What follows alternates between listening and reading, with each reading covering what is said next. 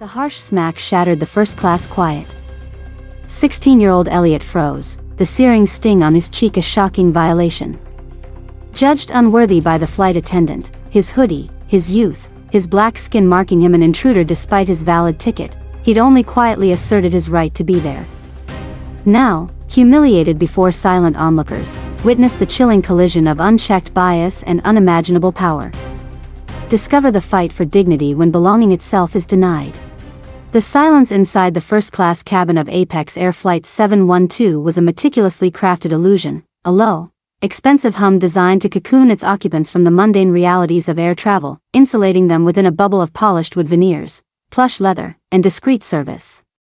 16-year-old Elliot sat rigidly by the window, the shrinking grid of New York City in abstraction below. He ran a hand over the tight coils of his short black hair, a nervous gesture he couldn't suppress. His attire, a simple, unbranded charcoal gray hoodie, jeans that bore the faint fades of countless washes, and comfortable sneakers, felt like a glaring counterpoint to the bespoke suits, silk scarves, and gleaming watches adorning the other passengers. He was acutely aware of his visibility, the subtle but undeniable weight of being one of very few black faces in this rarefied atmosphere. Beside him, Ms. Eleanor, whose quiet elegance and warm presence had been a constant in his life since childhood, adjusted the cashmere shawl draped over her shoulders, her composure a stark contrast to his internal turmoil. This wasn't his world. Life, orchestrated by his father, Marcus Thorne, a name whispered in tech circles and financial pages, a titan who moved with a quiet gravitational pull rarely afforded to black men in the stratosphere of American wealth, typically unfolded in the sterile anonymity of private terminals and the hushed interiors of Gulfstream jets. This commercial flight, this specific seat in first class, felt different. Performative, almost. Exposed. He kept his gaze fixed on his phone screen, scrolling through playlists, attempting to shrink, to become invisible within the opulent seat that seemed designed to swallow him whole. The faint scent of expensive perfume and aged leather filled the air, mingling uncomfortably with his own sense of displacement. He could feel the peripheral glances, the quick, assessing looks that lingered just a fraction too long, cataloging his youth, his casual dress, his race, trying to reconcile his presence with their expectations of this exclusive space. He gripped the heavy cardstock of his boarding pass, seat 1A printed in crisp, clear letters. It felt like both a shield and a target. Every detail meticulously arranged by his father, a man who navigated the complexities of power with strategic precision. Tucked deep within Elliot's backpack, a handwritten note on heavy cream paper offered paternal encouragement. Courage isn't the absence of fear, son. It's moving forward anyway. See the world. Your world. Elliot clung to the words, trying to breathe past the knot of anxiety tightening in his chest, a familiar companion whenever he stepped outside the carefully curated boundaries of his family's life. Ms. Eleanor had navigated the boarding process with practiced ease, her calm demeanor a bulwark against the subtle currents of scrutiny. They settled into their seats, the wide expanse of leather feeling less like comfort and more like a stage. Elliot meticulously fastened his seatbelt, the decisive click echoing slightly in the pre-flight hush. He fumbled with his earbuds, desperate for the solace of music, the familiar rhythm a shield against the unfamiliar tension coiling within him. Just as he was about to plug them in, a shadow fell across their row, sharp and distinct against the soft cabin lighting. Laura Vance, the flight attendant, stood beside them. Her posture was erect, her uniform immaculate, her eyes the unnerving, pale blue of a winter sky. The professional warmth she had bestowed upon the white businessman adjusting his tie across the aisle moments before evaporated instantly as her gaze landed squarely on Elliot. It wasn't simple recognition, it was a rapid, almost subconscious evaluation, a sorting mechanism clicking into place. His black skin, his youthful face, the casual fabric of his hoodie, these data points seemed to feed an algorithm of assumption, leading to an immediate, negative verdict. Her eyes flicked briefly towards Ms. Eleanor, a silent, accusatory question hanging in the air. How did this one get through? May I see your boarding passes again, please? Her voice, though technically polite, was stripped of the earlier warmth. It was crisp, edged with a suspicion that felt intensely personal. The air thickened perceptibly. Ms. Eleanor, ever the embodiment of grace under pressure, met Laura's gaze evenly and produced the tickets without hesitation. Of course. We're situated in 1A and 1B. Her tone was level, betraying none of the offense Elliot felt burning beneath his skin. Laura Vance barely afforded the documents a glance. Her attention remained fixed on Elliot, a flicker of disbelief, then annoyance, hardening her features. The crimson slash of her lipstick seemed to tighten. "This section is reserved," she stated, the words delivered with a finality that brooked no argument. The unspoken qualifier, "not for you," vibrated in the charged air between them. "Yes, we're quite aware," Ms. Eleanor replied, her voice remaining steady but gaining a subtle firmness. She did not shrink from the attendant's challenging stare. "These are our confirmed first-class seats. Booked quite some time ago." Elliot felt the familiar flush creep up his neck, a burning tide of humiliation and anger. He recognized this script, the questioning of his legitimacy, the implicit suggestion that his presence was an anomaly, a mistake, an intrusion. He could feel the subtle shifts around him, the almost imperceptible turning of heads, the strained silence of nearby passengers pretending disinterest while absorbing every nuance of the unfolding confrontation. It was a tableau he knew too well, played out in countless variations in shops, restaurants, and now, impossibly, 30,000 feet above the ground in the most expensive seats on the plane. Laura folded her arms across her chest, a gesture of immovable authority. "There appears to be some confusion. Perhaps your tickets were misprinted. Economy boarding is still in progress down the jet bridge. You'll need to proceed towards the rear of the aircraft to find your correct cabin assignment." Her tone was patronizing, dismissive, an attempt to erase them, to correct what she clearly perceived as a disruption to the cabin's intended order. Ms. Eleanor began retrieving her phone from her purse, her movements deliberate. "There is no confusion, ma'am. No mistake. These seats were booked directly through Mr. Thorne's office." "I don't require verification via personal emails," Laura interrupted sharply, cutting off Ms. Eleanor with a dismissive wave of her hand. The contempt was no longer veiled, it was openly displayed.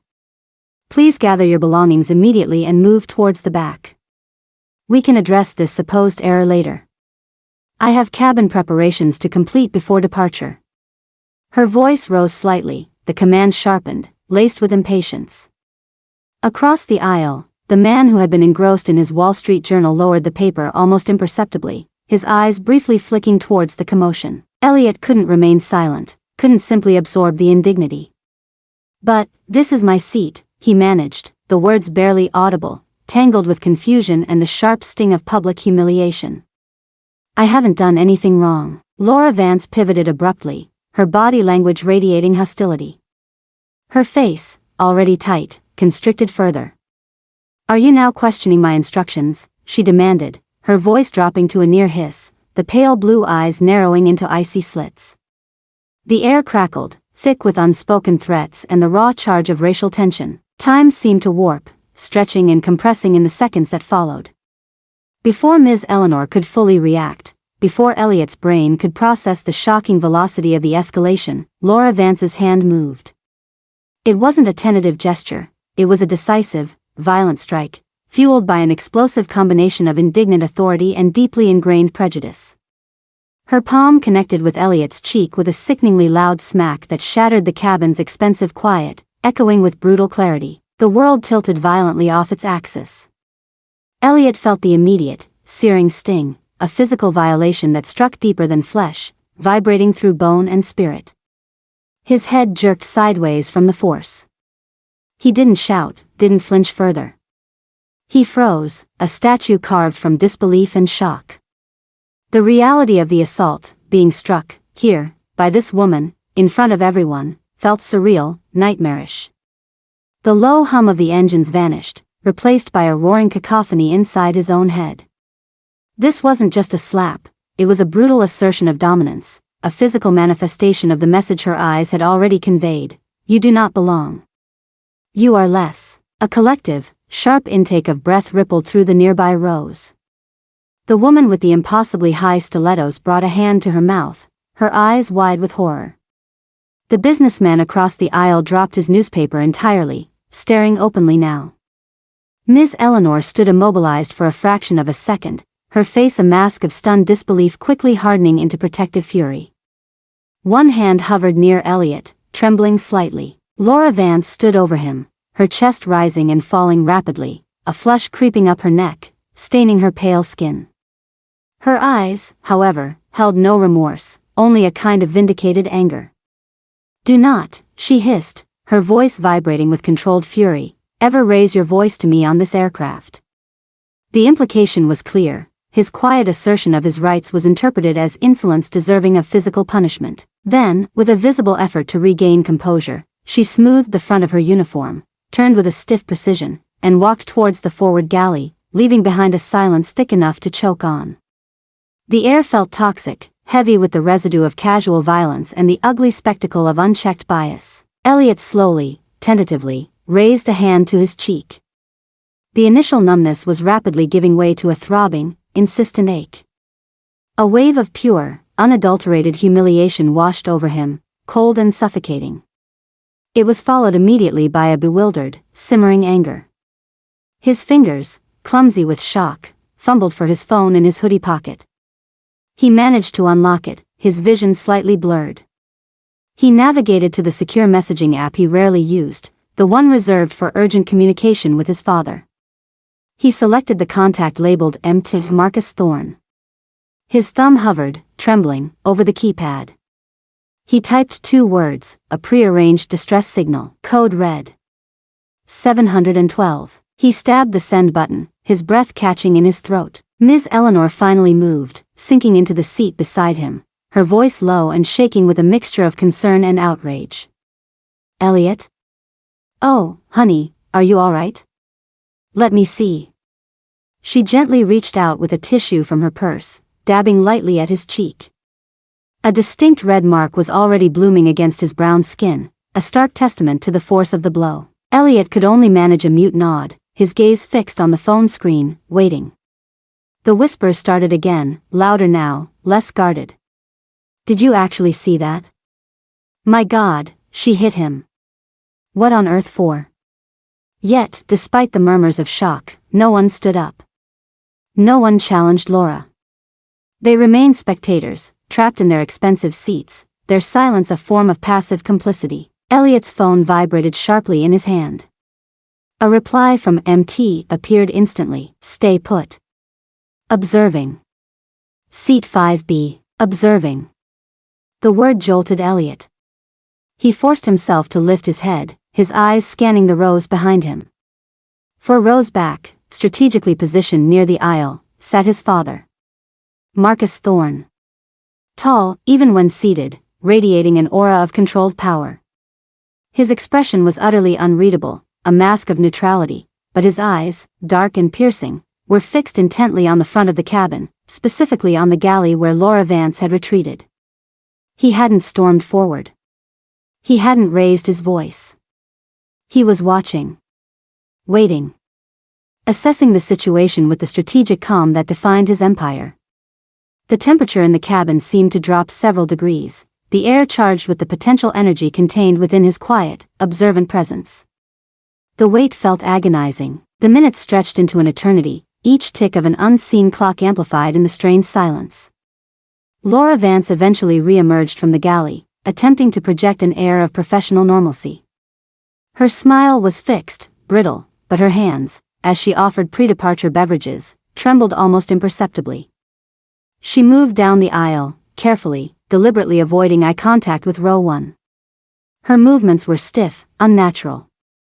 As she reached row 4, serving the man who had dropped his newspaper, the attendant call button above seat 5B chimed softly, yet commandingly. Laura visibly hesitated, then turned, schooling her features into a semblance of professional deference. She approached seat 5B. "Yes, sir. Can I get you something before we close the doors?"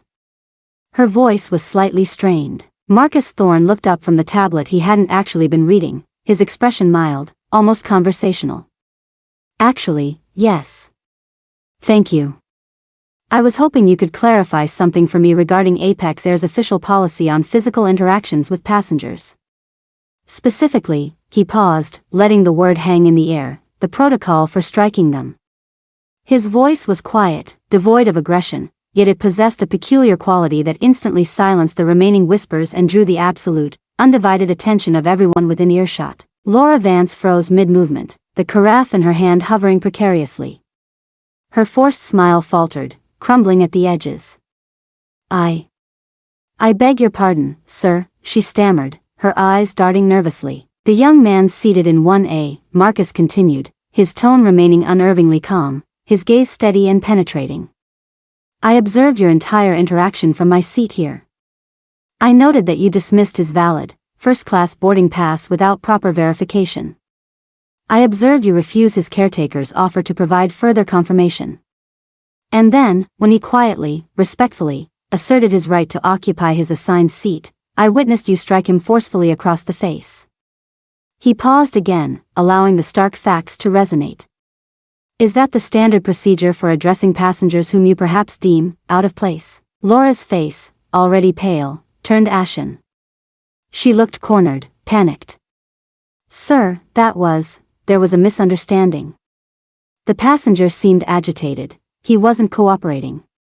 Her words tumbled out, disjointed, grasping for justification, seemed. Marcus interrupted gently, yet relentlessly.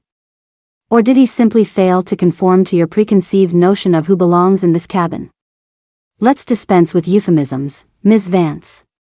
Was it his age that troubled you? The style of his clothes? He held her gaze, his own eyes dark and unyielding. Then, his voice dropped, acquiring a resonance that seemed to vibrate through the cabin floor. Or was it, perhaps, something more fundamental? Was it, Ms. Vance, the color of his skin? The question, bald and direct, hung heavy in the air, an accusation stripped bare.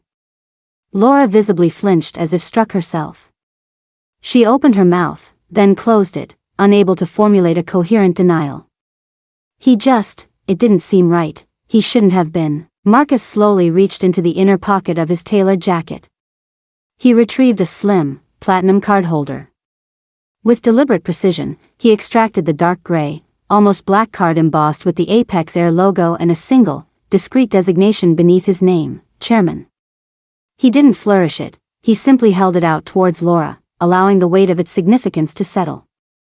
My son, Elliot Thorne, he stated, his voice now carrying an edge of cold steel beneath the calm surface, the young passenger you chose to assault, is precisely where he belongs, in seat 1A.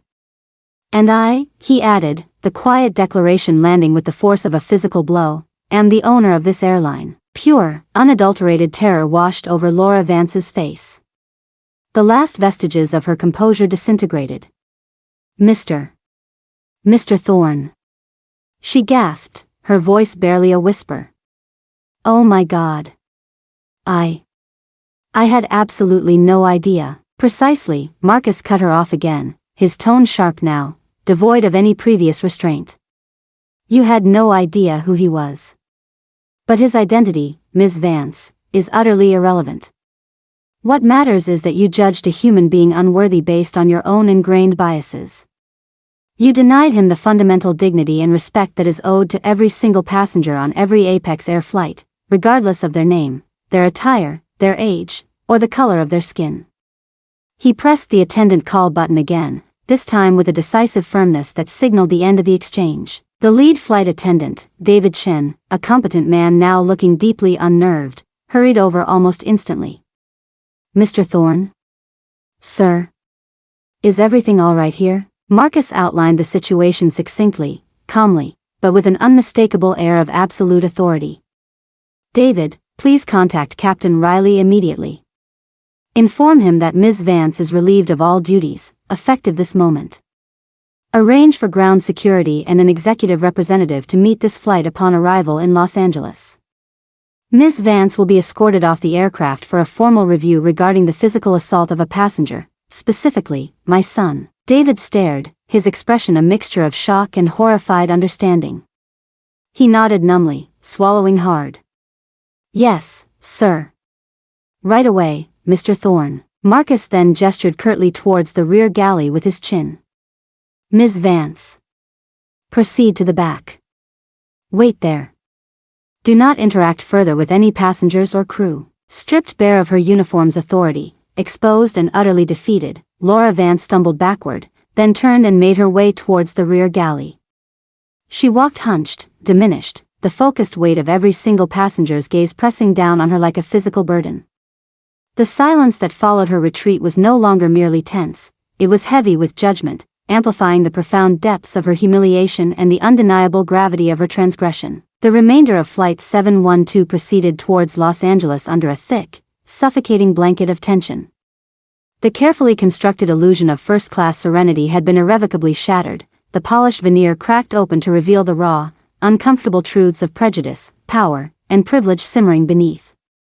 The remaining flight attendants moved through the cabin with a strained, almost robotic efficiency, their interactions minimal, their faces carefully neutral masks that failed to conceal the unease radiating from them.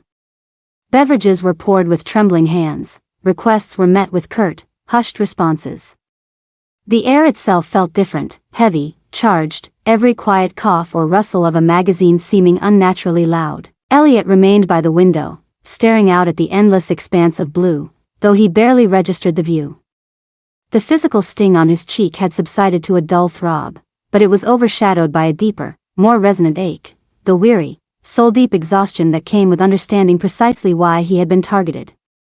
It wasn't just the hoodie, not simply his youthfulness. It was the inescapable context of his blackness in a space where it was perceived by some as an anomaly, an intrusion, a disruption of the established, unspoken order.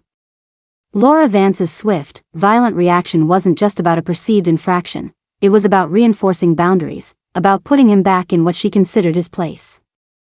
The casual brutality of the act, the immediate assumption of his illegitimacy, confirmed a harsh reality he navigated daily, now exposed in the starkest, most public manner imaginable. He felt his father's presence beside him not just as comfort, but as a silent, powerful shield, a necessary buffer against the lingering hostility he could still feel emanating from certain corners of the cabin, even in the aftermath. He wondered how many others, seeing him alone with Ms. Eleanor, might have harbored similar, unspoken doubts about his right to be there. Marcus Thorne, outwardly composed, grappled internally with a cold, controlled fury that ran deeper than paternal protectiveness. This incident wasn't merely a personal affront, an attack on his son, it was a glaring indictment of his own organization, a catastrophic failure of the very principles of equity and respect he publicly championed and believed Apex Air embodied. Laura Vance's actions exposed a potential systemic rot, a complacency that allowed such prejudice to fester beneath the surface of professional protocols and polished service standards. He saw her not merely as a single rogue employee, but potentially as a symptom of a culture that hadn't been sufficiently vigilant, that hadn't adequately trained its people to recognize and confront their own biases. The chilling silence of the other passengers, their passive observation of the initial injustice, further fueled his resolve. This demanded more than disciplinary action against one individual, it required a fundamental, systemic overhaul. True luxury, he reflected grimly, wasn't measured in seat pitch or champagne quality. It was measured in the unwavering guarantee of safety, dignity, and equity for every single person who stepped onto one of his aircraft. The work ahead felt immense, daunting. Across the aisle, Ms. Eleanor watched Elliot with a fierce, protective tenderness, her heart aching at the vulnerability she glimpsed beneath his stoic facade. The speed and sheer ugliness of the assault had left her reeling, questioning her own reaction time, wondering if she could have somehow intervened more quickly, more effectively, shielded him from the blow. She felt a surge of anger not just at Laura, but at the environment that allowed such an act to occur, at the silent witnesses who offered no support until Marcus revealed his identity. Later, as the plane cruised high above the Rockies, the businessman who had dropped his Wall Street Journal leaned across the aisle, his expression earnest, laced with belated remorse. "Sir," he addressed Marcus, keeping his voice low, "I just wanted to say. I witnessed the entire exchange. It was utterly disgraceful. Appalling. Frankly, I feel ashamed I didn't intervene sooner." Marcus met the man's gaze, his own expression unreadable. He offered a curt, almost imperceptible nod. "Action withheld is action denied," he replied quietly, the words carrying a subtle rebuke. Apologies offered in hindsight rarely mend the initial fracture. The man flushed slightly and retreated into his seat, his discomfort palpable, the weight of his inaction settling heavily upon him. As the aircraft began its long, slow descent towards the California coast, Marcus finalized the discreet exit arrangements via secure text messages with his ground team. He anticipated the inevitable media leak, an incident this flagrant, involving his son, wouldn't stay contained for long. Controlling the narrative, ensuring the focus remained on accountability and change rather than just sensationalism, was paramount. Upon landing smoothly at LAX, the usual bustle of arrival was conspicuously absent. The cabin remained unnaturally still even after the seatbelt sign pinged off. Passengers lingered in their seats, casting furtive glances towards the front. Then, the cabin door opened, and two uniformed airport security officers and a stern-faced Apex Air executive in a sharp suit boarded the plane. "Laura Vance," the executive called out, his voice resonating clearly in the quiet cabin. From the rear galley, Laura emerged. She looked smaller, stripped of her uniform's authority, her face pale and drawn. Without a word, she was quietly escorted off the aircraft, down the jet bridge, and out of sight. Only then did the other first-class passengers finally begin to stir, gathering their belongings with a subdued reluctance. The usual cheerful post-flight chatter was replaced by hushed tones and averted gazes, a collective awareness of the profound drama they had witnessed, and their own complex, perhaps uncomfortable, role within it. In the weeks that followed, the immediate furor surrounding the Apex Air slap incident, as the media quickly dubbed it, gradually subsided from the relentless 24-hour news cycle. Yet, the event didn't simply fade away. It left an indelible mark, settling deep into the corporate consciousness of the airline. Marcus Thorne's response was swift and decisive, but it aimed far beyond mere damage control. The Horizon Initiative was launched, not as a public relations maneuver, but as a deliberate, top-down cultural reset designed to address the systemic failures the incident had so starkly revealed. Mandatory, intensive workshops became standard for all cabin crew and frontline staff. These weren't the usual box-ticking exercises in corporate sensitivity training. Developed with input from external diversity, equity, and inclusion experts, they tackled implicit bias head-on, delving into the psychology of prejudice, microaggressions, and the critical importance of bystander intervention. Anonymized case studies, drawn from real passenger feedback and internal reports, including a carefully detailed account of Elliot's experience on Flight 712, were used to force uncomfortable but essential conversations about race, perception, privilege, and accountability. Marcus attended several initial sessions unannounced, observing from the back, his presence a silent reinforcement of the initiative's gravity. He heard the defensive justifications, the awkward silences, the dawning realizations. The process was painful, fraught, but necessary. Elliot, meanwhile, navigated the familiar corridors of his high school with a newfound, weary clarity.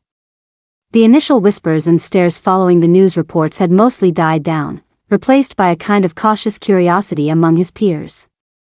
But the incident had irrevocably altered his internal landscape. It was as if a filter had been removed, sharpening his perception of the subtle, often invisible currents of bias that shaped everyday interactions. He noticed, with a painful acuity he hadn't possessed before, the almost imperceptible ways race and assumption played out, the security guard who consistently shadowed Latino classmates in the nearby convenience store, the guidance counselor who steered black students towards vocational programs while encouraging white students with similar grades to aim for Ivy League schools, the casual, coded language used by adults that reinforced stereotypes. These observations no longer surprised him, they confirmed a reality he now understood intimately. It didn't make the world feel safer, but it made it feel starkly, undeniably clearer. He received Laura Vance's emailed apology several days after the incident. He read it multiple times, sitting alone in his room. It was direct, acknowledging her prejudice, her failure to see him as an individual rather than a stereotype. "I didn't see you," the crucial sentence read. "I saw my own assumptions, and I acted on them with inexcusable aggression. That was my failure, born of a bias I didn't even realize ran so deep." He felt a flicker of something complex, not forgiveness, not satisfaction, but a grudging acknowledgement of her attempt at self-awareness. He archived the email without replying. Her personal contrition felt secondary to the larger issue. Ensuring such bias wasn't allowed to wield power again felt far more critical. The Horizon Initiative, despite its robust design, yielded early, often uncomfortable data. Anonymous feedback channels, established as part of the reform, revealed that while overt incidents decreased, subtle biases and microaggressions persisted. Some veteran crew members chafed against the mandatory training, viewing it as accusatory. Others struggled to translate the theoretical concepts into practical changes in their split-second interactions with diverse passengers. Marcus reviewed the reports grimly. Changing policies was the easy part. Shifting deeply ingrained cultural norms and individual prejudices was proving to be a far more arduous, long-term endeavor. One cool evening, months later, Marcus shared some of these ongoing challenges with Elliot as they sat in the quiet, book-lined study of their home. "We've charted a new course, implemented stricter protocols, emphasized accountability," he said, swirling the amber liquid in his glass, the ice clinking softly. "But genuine, lasting change, it's frustratingly slow, Elliot. It requires constant vigilance, unwavering pressure from the top down and the bottom up. We can mandate certain behaviors, enforce consequences for violations, but we cannot legislate genuine respect or instantly dismantle biases people have carried for decades.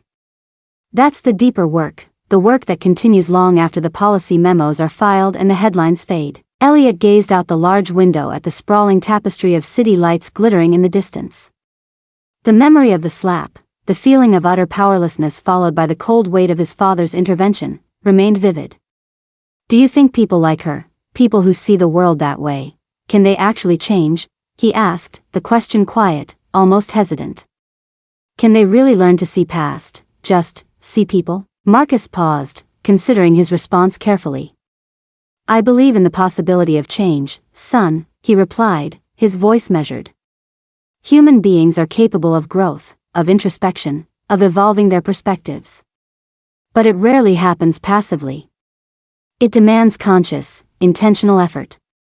It requires humility, a willingness to confront uncomfortable truths about oneself. And it requires sustained effort not just from the individual holding the bias, but crucially, from the systems and cultures that have allowed that bias to persist unchallenged for so long." Elliot nodded slowly, absorbing his father's words. He thought of the flight, the sting of the slap, the wall of silent faces watching.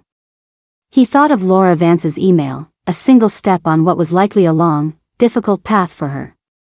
He thought about the Horizon Initiative, a corporate machine attempting to engineer decency and equity. Progress felt real, tangible in some ways, yet achingly fragile in others. Visibility, he was learning, was a double-edged sword. It brought awareness but also intensified scrutiny. Dignity, he understood with a certainty that settled deep in his bones, wasn't something bestowed by airline policies or societal approval. It was inherent, fundamental, yet terrifyingly vulnerable in a world so quick to categorize, judge, and diminish based on the color of one's skin or the assumptions woven into the fabric of society. He looked out again at the vast, indifferent night sky.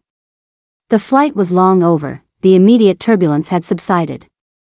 But the journey towards a world where his presence wouldn't be questioned, where his right to occupy any space wasn't predicated on his father's name or his ability to withstand assault with quiet composure, where his dignity was simply assumed, inviolable, that journey stretched ahead, vast and uncertain. The destination felt distant, obscured by the lingering, pervasive haze of deeply rooted prejudice. The question of whether true, fundamental change was achievable, and what role personal responsibility played alongside systemic reform, remained profoundly open, a quiet, persistent challenge hanging heavy in the night air.